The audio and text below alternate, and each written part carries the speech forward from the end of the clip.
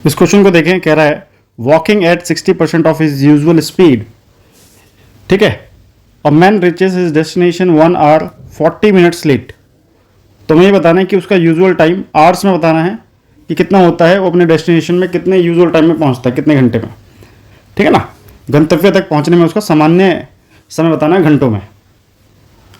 और ये जो क्वेश्चन है CGL मेंस 2018 में पूछा गया है। सबसे पहले तो हमें ये समझना पड़ेगा 60% ऑफ हिज यूजुअल स्पीड, 60% का फ्रैक्शन कितना होता है, हम कहेंगे 60/100, 0 से 0 काटेंगे और 3/5। इसका मतलब पहले अगर वो 5 की स्पीड से जाता था, अब कितने की स्पीड से जा रहा है, 3 की। तो हमें पता है सेम डिस्टेंस को ट्रेवल करने के लिए स्पीड और टाइम जो होते हैं वो एक दूसरे के इन्वर्सली प्रोपोर्शनल होते हैं, ठीक है। अगर स्पीड बढ़ेगी तो टाइम कम हो जाएगा और अगर स्पीड कम होगा तो टाइम बढ़ जाएगा।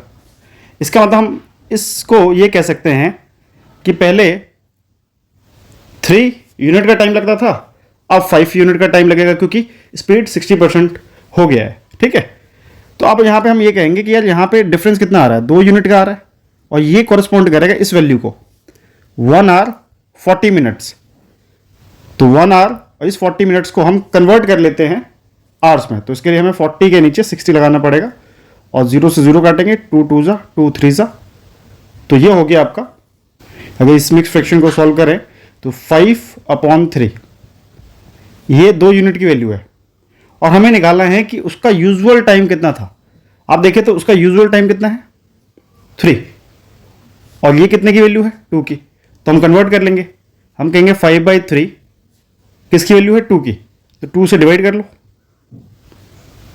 और यूजुअल टाइम कितना था, 3 यूनिट का, तो 3 से मल्टीप्लाई कर लो,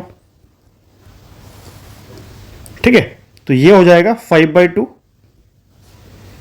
और इसका आंसर ऑप्शन ए होगा।